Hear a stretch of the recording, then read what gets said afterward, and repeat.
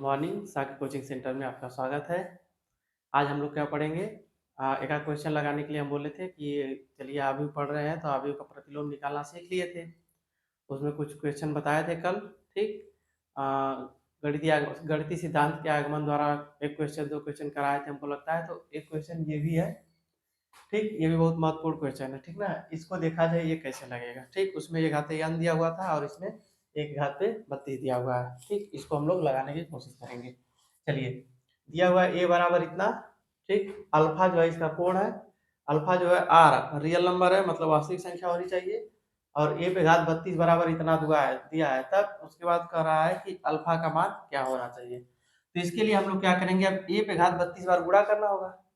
ए पे घात 32 का मतलब ए पे घात कितना है 32, मतलब ए गुणे कितना बार करना होगा, 32 बार करना होगा। तो हम लोग उतना क्यों करने जाए, क्योंकि हमने कल क्वेश्चन किया था, तो हम इतना ना करके बस 1 2 करके देख लेते हैं। बात समझ में आई? कहाँ जा रहा है यार, गिर मत। यहाँ आप क्या करेंगे, ए स्क्वायर क्या कर देंगे, ए स्क्वायर मतलब ए गुणे ए करके देख लेते हैं क्या आ रहा है। अगर इसके कोड में ज्यादा अंतर आ रहा है तब तो ठीक ठीक, अगर यहाँ 2 है और कोड में भी 2 आ जाएगा तो मान लेंगे कि ठीक ठीक है, तब तुरंत हम लोग इसका आंसर निकाल सकते हैं। तो चलिए ये बराबर करेंगे, तो यहाँ कितना दिया है मान, cos alpha sine alpha, sine alpha दिख रहा है ना, कास अल्फा ये दिया हुआ है, इसी का इसी में गुणा कर दीजिए, cos alpha minus sine alpha, sine alpha cos alpha कितना दिया हुआ है। क्या करेंगे, इसका गुणा करेंगे। चलिए गुणा पहले बारी बारी से, देखिए 2 पंक्ति इसमें है, 2 स्तंभ इसमें है, गुणा संभव है। इसका क्या करेंगे, गुणा करेंगे, क्या हो जाएगा, कास स्क्वायर अल्फा, ठीक? अब फिर इसका गुणा करेंगे तो माइनस साइन स्क्वायर अल्फा, इसका गुणा खत्म। इसका गुणा इसमें करेंगे तो minus cos alpha into sine alpha, फिर इसका करेंगे तो वो भी होगा माइनस है, minus sine alpha into cos alpha, ठीक? नीचे भी करेंगे साइन का तो क्या हो जाएगा, sine alpha cos alpha plus sine alpha cos alpha. इसके बाद इसी का इसमें करेंगे तो क्या हो जाएगा, माइनस साइन स्क्वायर अल्फा, और कास का करेंगे तो प्लस कास स्क्वायर, गुणा करना हो गया, गुणा करने आता है ना। अब ये जो है कास टू अल्फा का मान है, इतना जो है कास टू अल्फा का मान है, यहाँ पे दिख रहा है, लिख दे यहाँ पे। चलिए यहाँ पे लिख रहे हैं, इसका क्या हो जाएगा, कास टू अल्फा, इसका क्या हो जाएगा, साइन का से माइनस कामा ले लेंगे तो साइन अल्फा प्लस अल्फा का क्या रहेगा, मतलब ये दोनों क्या है, जुड़ जाएगा ना। ये भी sine sine alpha cos alpha, sine alpha cos alpha दोनों जुड़ जाएगा, कितना होगा, -2 sine alpha into cos alpha. यहाँ भी ये दोनों जुड़ जाएगा, 2 sine alpha into cos alpha. यहाँ भी इसको पहले ले लेंगे तो ये हो जाएगा हमारा कास टू अल्फा का फार्मूला। इतना समझ में आया, इतने में कोई दिक्कत नहीं। चलिए आगे देखते हैं। यहाँ तो हमारा प्राप्त हो गया कास टू अल्फा। ये जो है साइन टू अल्फा का फार्मूला है, इसको लिखेंगे साइन, माइनस है तो माइनस रख दीजिए, साइन टू अल्फा, यहाँ भी साइन टू अल्फा हो जाएगा और यहाँ भी कास टू अल्फा हो जाएगा। इतना मान प्राप्त हो गया। अब एक बात देखिए, ए बराबर दिया था, ए स्क्वायर का मान है, यहाँ पे एक था तो एक अल्फा था, यहाँ पे 2 आया तो दो अल्फा आया। इस तरह हम कल निकाल रहे थे फार्मूले में, तो ए पे घात n था तो सब पे घात क्या आ जा रहा था, सब n हो जा रहा था। मतलब ये उस बात को मान रहा था कि नहीं, यहाँ n का हर एक प्राकृतिक संख्या के लिए सत्य था, ठीक? आज क्या देखना है कि हमको ए पे घात 32 निकाला था। अगर दो बार कर रहे हैं तो 2 आ रहा है, इसी प्रकार अगर 3 बार करेंगे तो कितना आएगा, 3 आएगा, 4 करेंगे तो 4 आएगा। इस तरह हम लोग देखेंगे, इसी प्रकार करके, इसी प्रकार करेंगे तो ए पे घात 32 बराबर क्या आना चाहिए, काश 32 हो जाएगा, काश 32 अल्फा माइनस साइन, ये माइनस इसके साथ है, ठीक ना, 32 अल्फा, यहाँ भी हो जाएगा साइन 32 अल्फा और यहाँ भी कास 32 अल्फा हो गया। ए पे घात 32 का मान दिया हुआ है, कितना है, इतना, दोनों तरफ लिख देते हैं, इस साइड उसको लिख दीजिए, 0 -1 1 0। इधर देख लीजिए, कास 32 अल्फा, साइन 32 अल्फा, फिर साइन 32 अल्फा और कास 32 अल्फा। अब यहाँ पे हम लोग आव्यूह की समानता वाले फार्मूला से देखेंगे। कहीं छूट रहा है क्या? ठीक, छूट नहीं रहा है। अब यहाँ मिटा दे रहे हैं आगे लिखने के लिए, इतना में हो जाएगा। अब आव्यूह की समानता का नियम सबको पता है। अगर दोनों तरफ आव्यूह के क्रम बराबर हो तो उनके अवयव भी क्या होंगे? बराबर होंगे। ठीक, ये 0 किसके बराबर होगा? काश 32 के बराबर होगा। तुलना करने पे लिख देंगे, तुलना करने पे यहाँ पे लिख दीजिएगा काश 32 अल्फा बराबर क्या आ जाएगा इधर?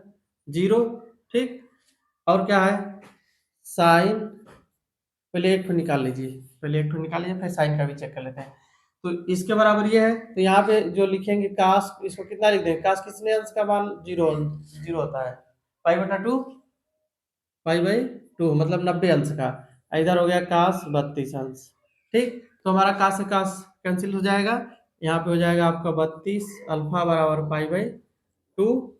यहाँ अल्फा बराबर हो जाएगा पाई बटा के 32 गुणे 2 मतलब पाई बटा के 64। अल्फा का मान निकल गया। साइन से भी देख लेते हैं क्या दोनों मान बराबर आ रहे हैं? बराबर आने चाहिए। अल्फा बराबर साइन कितने अंश का मान, देखिए यहाँ से लीजिए चाहे यहाँ से लीजिए, कहीं से लेंगे यहाँ माइनस खत्म हो जाएगा जब बराबर करेंगे तो हमारा हो जाएगा साइन यहाँ पे 0 अंश और 1 हुआ, एक लाइन और बढ़ ही गया। चलिए ठीक है, कोई बात नहीं। यहाँ साइन पाई/2 का मान होता है। ठीक, तो यहाँ पे हो जाएगा 32 अल्फा बराबर पाई/2। अल्फा बराबर क्या आएगा? पाई/64। बात समझ में आई? यही हम लोगों का आंसर आएगा। अल्फा का मान क्या होगा?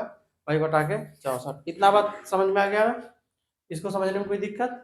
इस तरह के जो भी क्वेश्चन आएंगे आप लोग लगाते रहिएगा, और जितना पढ़ा दिए हैं आगे में सबको आप लोग बार बार रिवाइज करिएगा। जो भी क्वेश्चन आप लोगों को समझ में नहीं आएगा हमारे कमेंट सेक्शन में बता दीजिएगा टाइप करके, ठीक है? उसको हम देख लेंगे फिर बता देंगे आप लोगों को। अब आगे पढ़ा जाए। इसके बाद अगला चैप्टर आप लोगों का आता है डिटर्मिनेंट। डिटर्मिनेंट मतलब सारणी। सारणी की जरूरत क्यों पड़ी? युगपत समीकरण को हल करने के लिए हमने सारणी विधि का प्रयोग किया जाता है। ठीक है, वो भी अवयव की तरह होता है, पर अवयव में जो होता है क्रम कुछ भी हो सकता है, लेकिन उसमें जो होगा प्रत्येक सारणी जो होगी वो कैसी सारणी होगी? वर्गाकार होनी चाहिए। कैसी होनी चाहिए? वर्गाकार होनी चाहिए। प्रत्येक सारणी वर्गाकार होती है। ठीक है, मतलब 2 × 2, 3 × 3, 5 × 5 वर्गाकार होगी। ठीक, किसके लिए उसका विकास क्यों किया गया? युगपत समीकरण को हल करने के लिए। ठीक ना, यहाँ पे हम लिख देते हैं सारणी। ठीक, इसको बोलते हैं डिटर्मिनेंट।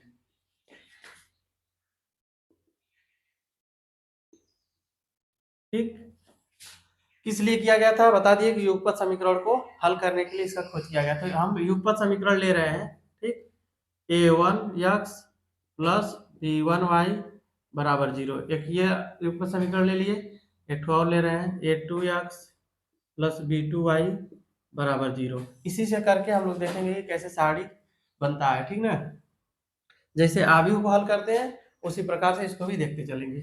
इसको हल करने पे क्या होगा? a1x विलोपन विधि का प्रयोग किया जाएगा, y b1y a2x minus b2y, ये हो गया। इसको मान लीजिए समीकरण 1, इसको 2 रख लीजिए, कुछ भी रख लीजिए। ठीक, अब क्या करेंगे? दोनों में भाग दे देंगे। समीकरण 1 से समीकरण 2 में भाग दे दीजिए, तो क्या हो जाएगा? a1 बटा के a2 और बराबर b1 बटा के b2। यहाँ पे लिख लीजिए भाग देने पर, क्या चीज? भाग देने पर। बात समझ में आ गई? चाहे भाग दीजिए, चाहे यहाँ से x की वैल्यू उठा के इसमें रखिए, सब वही बराबर ही होता है। ठीक ना, इसको अब इसका क्या करेंगे? इसमें गुणा कर देंगे। a1 b2 बराबर a2 b1। ठीक, इसको किस प्रकार लिख सकते हैं? a1 b2 minus a2 b1 बराबर 0। इसको इस प्रकार लिखा जा सकता है।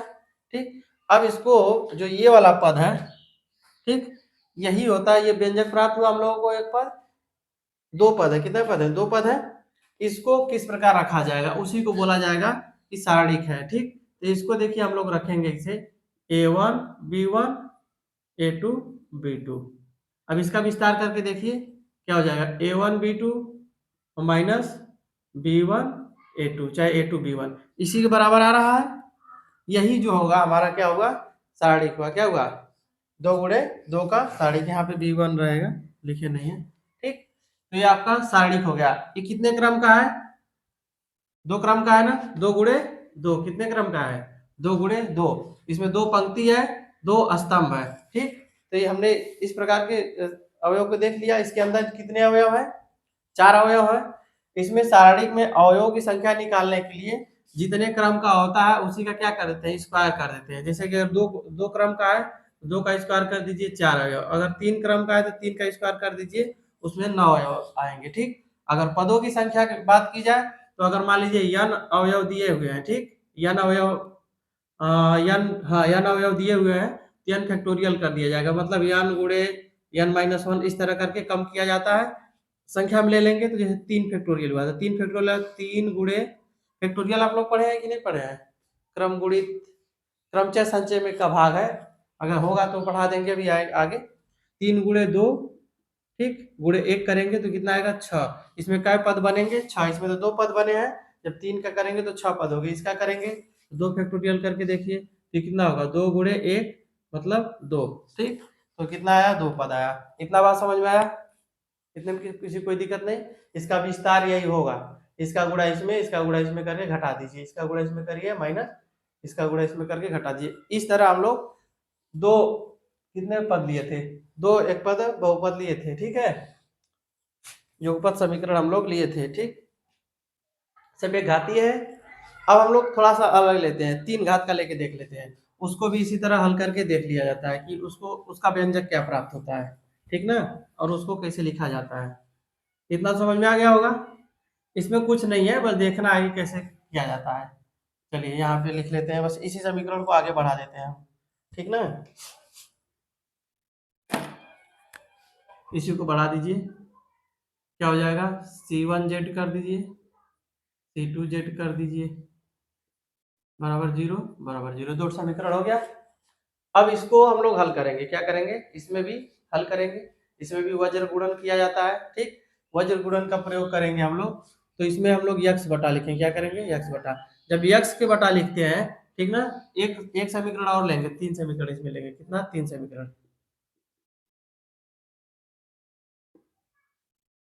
C3Z, तीन समीकरण हो गया। ठीक ना, इसमें जब हम लोग यक्स बराबर लिखेंगे, जब किया जाता है इसको हल, तो जब यक्स को लेते हैं, ठीक है, तो यक्स को लेते हैं तो इसको पूरा छोड़ देंगे, यक्स के गुणांक को एकदम टच नहीं करेंगे। अब इसको गुणा करेंगे, इसका गुणा इसमें, इसका गुणा इसमें करेंगे, बस समझ में आई? चाहे इसका गुणा इसमें, इसका गुणा इसमें करेंगे, बस समझ में आ रही है। तो हम लोग नीचे से ऊपर वाले समीकरण को ले रहे हैं, समीकरण एक यक्स को ले रहे हैं, चाहे इसी दो को लेके हल कर रहे हैं, नीचे वाले दो समीकरण को लेके हम लोग क्या कर रहे हैं, हल कर रहे हैं। तो जब इसको लेंगे तो क्या बचेगा, b2 C3 माइनस, और क्या बचेगा इधर, C2 B3, हो गया गुणा।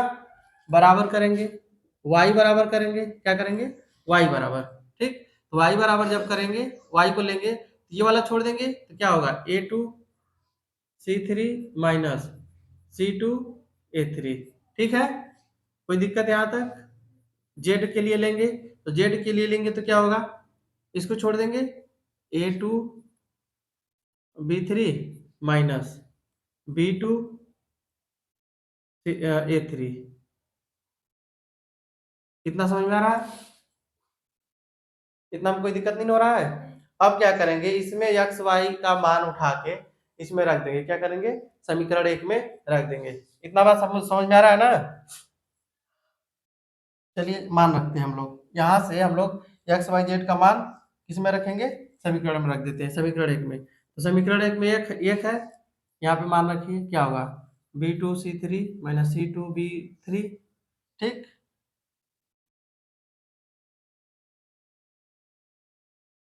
चलिए प्लस B1 है y का मान, A2C3 माइनस C2 A3 ठीक, प्लस यहाँ पे C1 क्या लिखेंगे, A2B3 माइनस B2A3। ठीक, इसको इस तरह लिखेंगे, या इसमें से हम लोग कॉमन ले लेंगे, क्या कर देंगे, इसको पहले लिख लेंगे, सबको हम लोग आगे पीछे लिख सकते हैं इसमें से कॉमन लेके।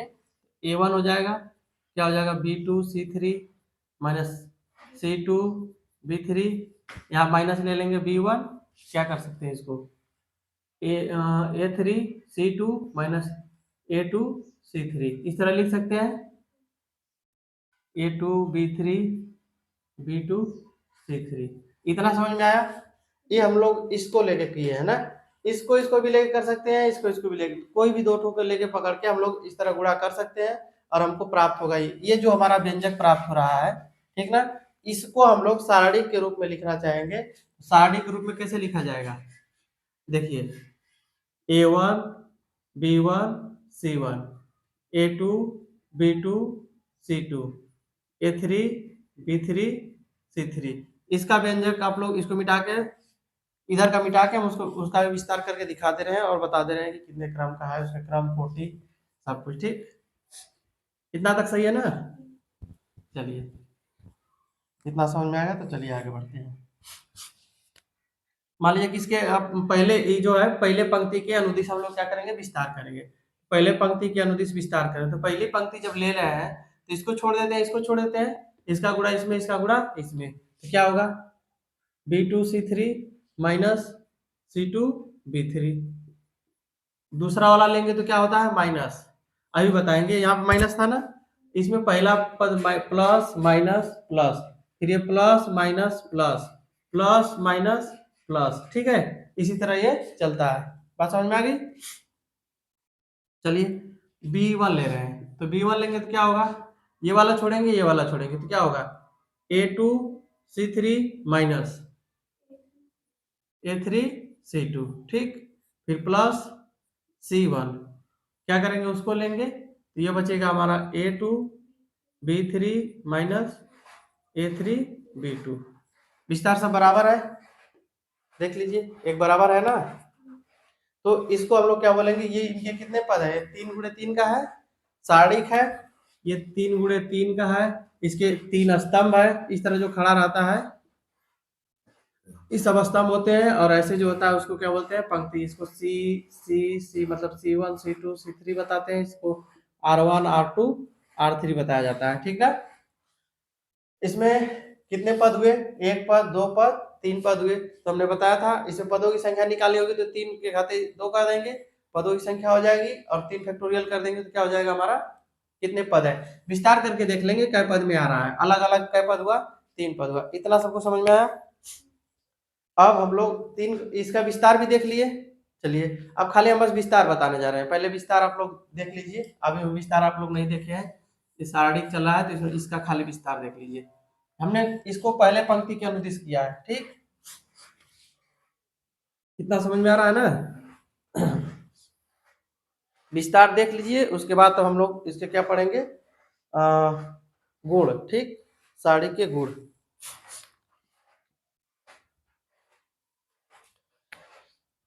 एक अभी एक ले रहे हैं ये चीज, A1 A2 नहीं, A1 B1, ठीक, A1 B1 C1 A2 B2 C2 A3 B3 C3। अब इसमें इसके विस्तार के लिए, ठीक, कोई भी पंक्ति पकड़ के हम लोग इसका विस्तार करेंगे, सबका मान क्या आएगा, बराबर आएगा।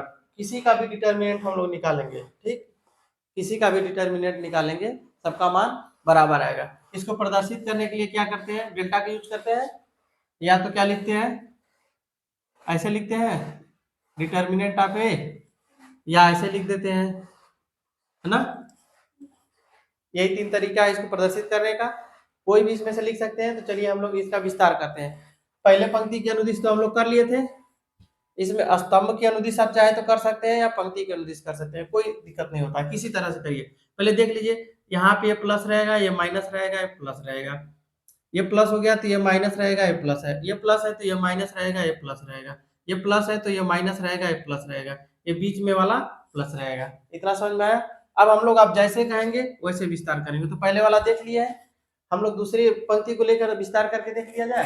कितना आ रहा है, सबका मान अगर हल करेंगे तो एक ही बराबर आएगा। तो A2 को लीजिए, तो A2 माइनस है तो क्या करेंगे, माइनस लेंगे। A2 माइनस है तो माइनस लेंगे, तो ये जब ले लिए तो ये छूटेगा, ये वाली पंक्ति छूटेगी, ये वाली पंक्ति छूटेगी, तो क्या होगा, B1C3 माइनस C1B3, ठीक। दूसरा वाला प्लस है B2, ठीक। तो B2 लिए तो ये वाला छोड़ देंगे, ये वाला छोड़ देंगे, तो क्या होगा, A1C3 माइनस C1A3। चलिए आगे भी लिख लेते हैं, प्लस। अब कौन सा C2 ले रहे हैं, C2 प्लस है कि माइनस, C2 माइनस है तो माइनस लीजिए, माइनस है ना, प्लस माइनस बीच में माइनस हो जाएगा, तो C2 को लेंगे तो ये वाला बंद होगा, ये वाला बंद होगा, क्या बचेगा, A1B3 माइनस B1A3। ये इसका विस्तार हुआ, बात समझ में आई, कितना समझ में आ गया। अब मन करे तो आप इसको अंदर कर दीजिए, माइनस को अंदर करके सबको चेंज कर लीजिए, सब एक ही बराबर है, चलिए कर ही दीजिए। इसको अंदर कर देंगे तो क्या हो जाएगा, A2, ये वाला पहले हो जाएगा, C1B3 माइनस B1C3 हो गया, प्लस इसको माइनस कर लीजिए निकाल के, B2, तो ये क्या हो जाएगा, C1A3 माइनस A1C3, ठीक। इसको अंदर कर दीजिए, प्लस C2 हो जाएगा A3B1 माइनस क्या हो जाएगा, A1B3। इस तरह इसका विस्तार किया जा सकता है, किसी तरह से भी हम लोग इसका विस्तार कर सकते हैं, ठीक। अब ऐसे खड़ा स्तंभ को भी ले सकते हैं, अगर स्तंभ को लेके करना होगा तो देखिए A1 लेंगे हम, ठीक। तो A1 प्लस है तो A1 लेंगे तो ये बंद हो जाएगा, ये बंद हो जाएगा, तो हमारा हो जाएगा क्या चीज, B2C3 माइनस C2B3 माइनस, इसको लेंगे A2 को लेंगे तो ये बंद होगा, ये बंद होगा, हमारा हो जाएगा क्या चीज, B1C3 और C1B3, ठीक। उसके बाद A3 लेंगे, प्लस A3 लेंगे तो ये बंद होगा, ये बंद होगा, बचेगा क्या, B1C3 B1 ये ले रहे हैं ना, B1C2 होगा, क्या होगा, B1C2 और माइनस C1B2। इस तरह हम लोग विस्तार इसका किसी प्रकार से कर सकते हैं। इतना बात सबको समझ में आया, विस्तार करना आया, किसी क्रम का हो, कोई भी क्रम का रहेगा हम लोग विस्तार कर लेंगे। इसको डायरेक्ट अगर ऐसे ना समझ में आ रहा हो तो देखिए इसको पहले कैसे लिखा जाता है, एक बार उसको भी समझ लीजिए।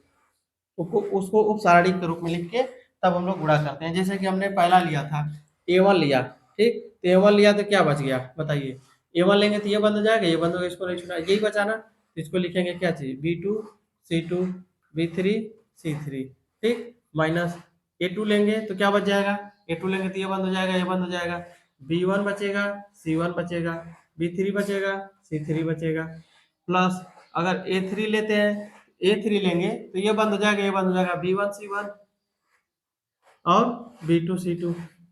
फिर अब दो क्रम का हमने दिखाया था, इसका इसमें गुणा, इसका इसका गुणा करते हैं, ये जो बाहर है इसका इसमें गुणा कर देंगे।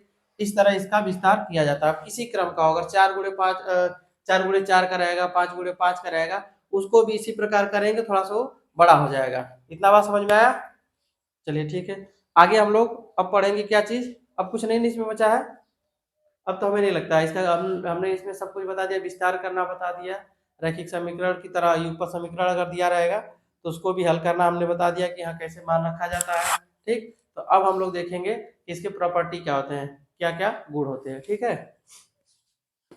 चलिए इसके देख लेते हैं गुणधर्म, प्रॉपर्टीज ऑफ डिटर्मिनेंट्स।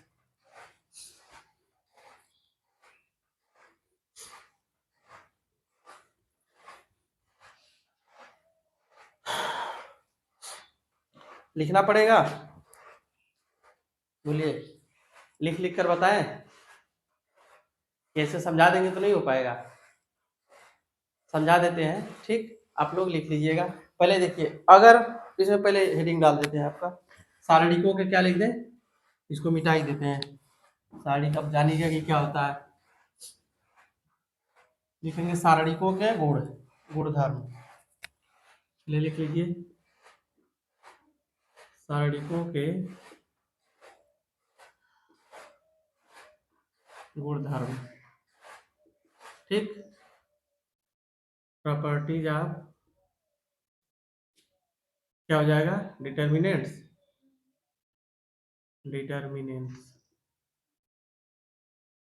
ठीक। प्रॉपर्टीज ऑफ डिटर्मिनेंट्स क्या हुआ जी, नहीं दिख रहा है, कहीं नहीं दिखेगा। डिटर्मिनेंट्स, ठीक, अब दिख रहा है, ठीक है। चलिए इसके बारे में पढ़ेंगे। इसका पहला गुण होता है, ठीक, पहला गुण इसका ये होता है कि यदि किसी सारणी के, ठीक है, कोई भी एक पंक्ति या एक स्तंभ, एक पंक्ति या स्तंभ अगर टोटली शून्य हो, उनके अवयव क्या हो, टोटली शून्य हो, तो उस पूरे आव्यूह का मान क्या होगा, शून्य होगा। बात समझ में आई कि लिखना पड़ेगा? अरे आप लोग लिख लीजिएगा, बोल दिए इतना बहुत है, आप लोग रोक के लिख लीजिएगा, पॉज कर करके अपना लिखते जाइएगा। अब लिखेंगे तो आपका टाइम ज्यादा होगा समझाना, फिर इसका भी वीडियो बहुत लंबा चल जाएगा, इसका भी सीरीज देखिए, आव्यूह का सीरीज उतना काटते काटते उतना लंबा होगा। अगर आप लोग को आव्यूह में कुछ नहीं आ रहा होगा, कुछ समझ में नहीं आएगा, तो कमेंट में जरूर लिखिएगा, हम उसको बताने की कोशिश करेंगे, ठीक है। लेकिन सारणी में हम नहीं सोच रहे हैं कि लिख लिख के ज्यादा लंबा बनाया जाए इसको, वीडियो शॉर्ट में हम लोग समझते चलते हैं, ठीक है। तो पहला नियम सारणी का ये होता है कि अगर कोई भी सारणी हो, उसका एक पंक्ति या एक स्तंभ, ठीक, उसमें क्या हो, शून्य हो, तो पूरे सारणी का मान है ना क्या होगा, शून्य होगा। उदाहरण के तौर पे हम लोग समझ लेते हैं, उदाहरण के तौर पर समझ लेते हैं, ठीक। तो क्या होगा यार, ओके का ये A1 A2 मान लीजिए, चलिए B1 लिख लेते हैं, B1 C1 0 0 0, ठीक, यहाँ पे लिख लेते हैं C1 C2 C3, ये एक पंक्ति है, ठीक। ये एक पंक्ति क्या हुआ, जीरो, ये एक पंक्ति क्या है, जीरो। ये कितने स्तंभ है, एक दो तीन स्तंभ है, तीन पंक्ति है, तीन क्रम का है, इसकी कोटि कितनी है, तीन है। तो इसमें एक पंक्ति पूरा क्या दिया हुआ है, जीरो।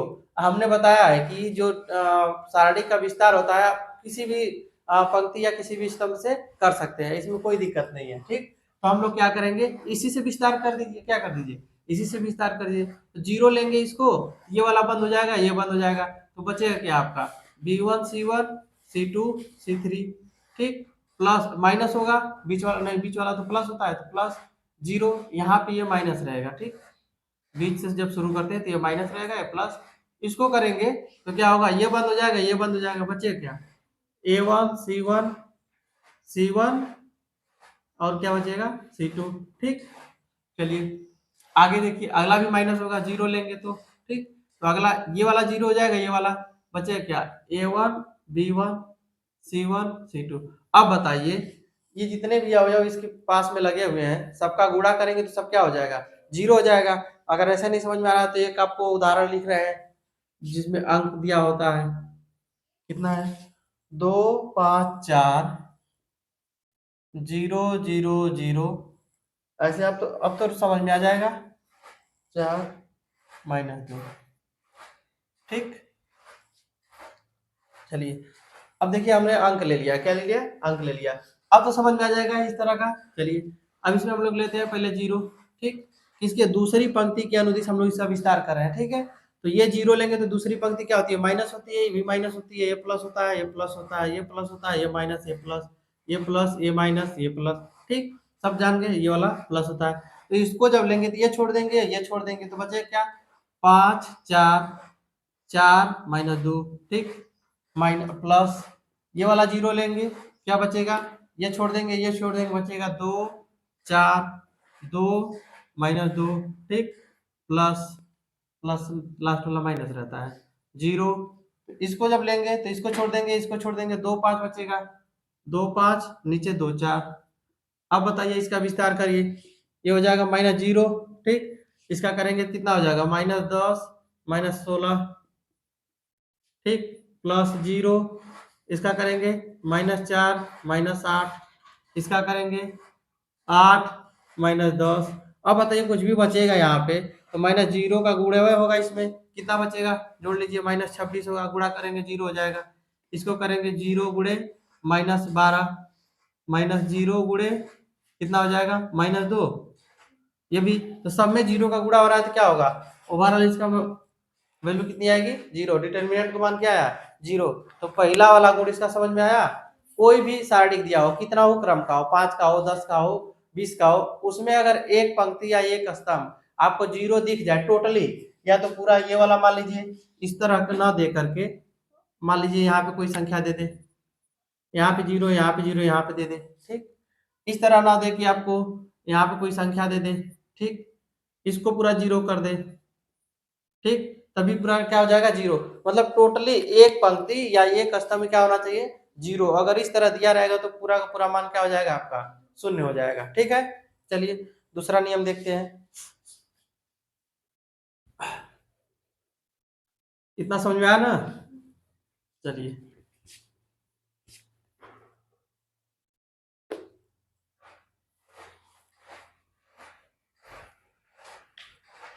चलिए दूसरा को भी जल्दी समझ लेते हैं, ठीक।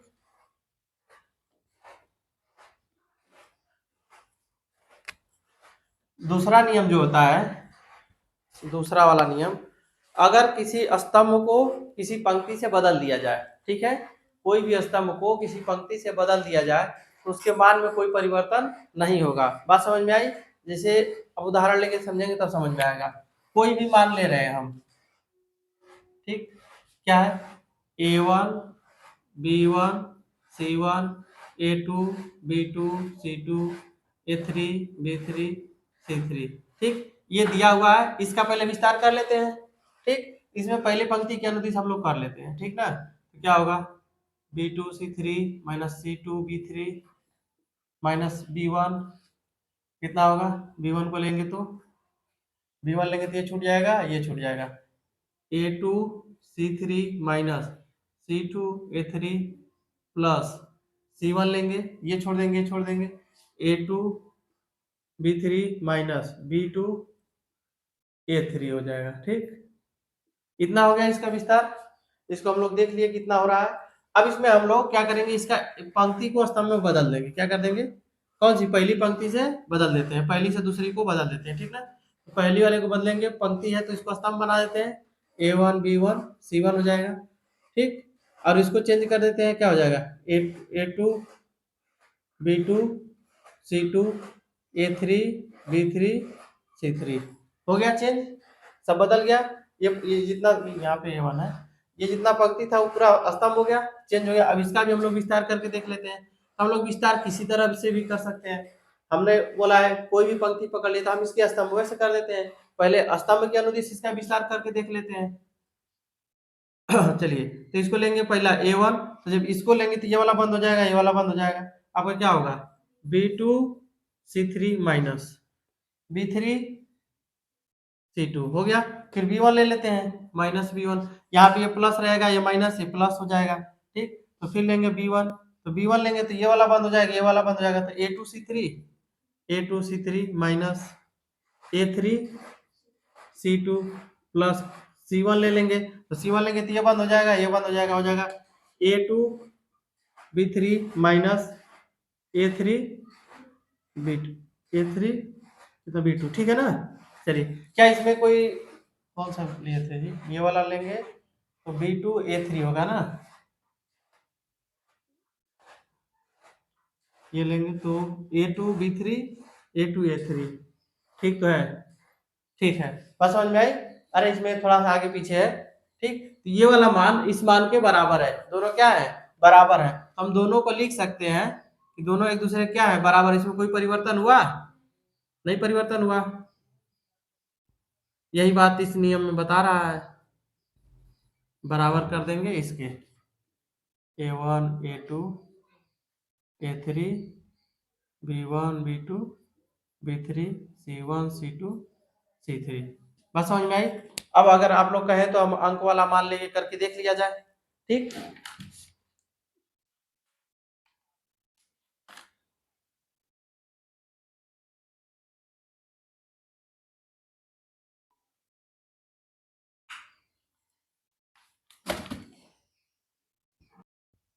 चलिए इतना समझ में आ गया। तो एक उदाहरण छोटा सा 2 गुणे 2 कर लेके बता दे रहे हैं आपको। आप घर पे करते रहिएगा 3 गुणे 3 का, ठीक। ज्यादा पढ़ना ठीक नहीं है, थोड़ा थोड़ा पढ़िए, ठीक है। एक ही दिन में सब बता देंगे, कुछ समझ में नहीं आएगा, वीडियो भी लंबा हो जाएगा। तो आप लोग का इतना लंबा लंबा वीडियो कौन पढ़ेगा। एक उदाहरण है आपका 2 3 बनता नहीं है सही से, 2 3 इसके बाद है आपका 4 5, ये दिया हुआ है, ठीक। इसको हम लोग पहले कर लेते हैं। कितना हो जाएगा, 5 गुना के 10 4 टाइम 12, कितना है इसका मान, -2। इसके स्तंभ को हम बदल के देख लेते हैं, क्या हो जाएगा, 2 3 4 5, इसका भी मान देख लीजिए कितना हो जाएगा, 10 माइनस 4 12, कितना आएगा -2। हमने देख लिया कि इसमें किसी एक पंक्ति या स्तंभ को अगर चेंज कर रहे हैं, ठीक, तो इसका मान क्या हो रहा है, परिवर्तित नहीं हो रहा है, उसका मान में कोई अंतर नहीं आएगा, तो हम लोग बोलेंगे कि परिवर्तित ही नहीं होगा।